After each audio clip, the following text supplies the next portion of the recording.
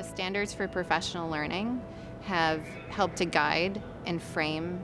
our intentional work around what educators are experiencing within their professional learning and growth. We've been able to use the standards for professional learning as a guide to determine whether professional learning opportunities are of high quality and or how we can adjust and tweak some of those experiences to ensure that there are high measures of effective practice embedded. So for instance, we want to create learning communities around problems of practice and around things that teachers feel that they need to be engaged in to learn more about. So whenever we plan any professional development activities, we're using that as one of the metrics and one of the ways to ensure consistency and a long-term engagement for educators, that there's a sense of a learning community embedded within that professional learning experience. We want to make sure that there's a way that we're first identifying what those outcomes will be for the professional learning, what resources will be aligned and committed to that, how as a district the system will support the professional learning from a leadership perspective and to sustain those efforts. And also to take a look at,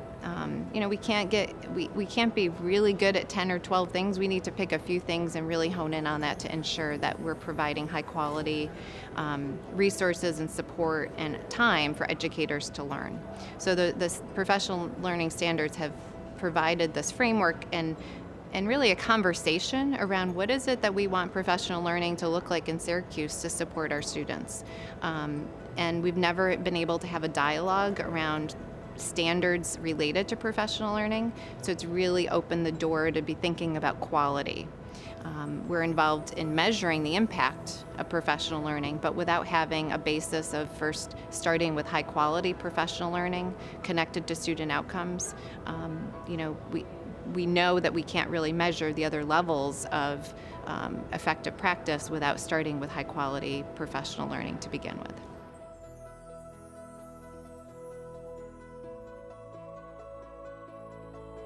I think the biggest change with the implementation of the professional learning standards in Syracuse has been the intentional engagement and conversation around what those student outcomes will be, and back mapping that to what the professional learning experience should be for educators to reach those student outcomes. So we know that, for example, measuring the impact of teacher reaction and the teacher knowledge and skills against their experience in the professional learning is important, but we also need to be thinking about how we're measuring the change in educator practice and then obviously student outcomes connected to that change in practice. I think just, again, the intentional conversation and just the collegial discussions we are having around what does professional learning look like, what are the human design elements and inquiry cycles that we're engaged in as leaders and as thought partners together with our educators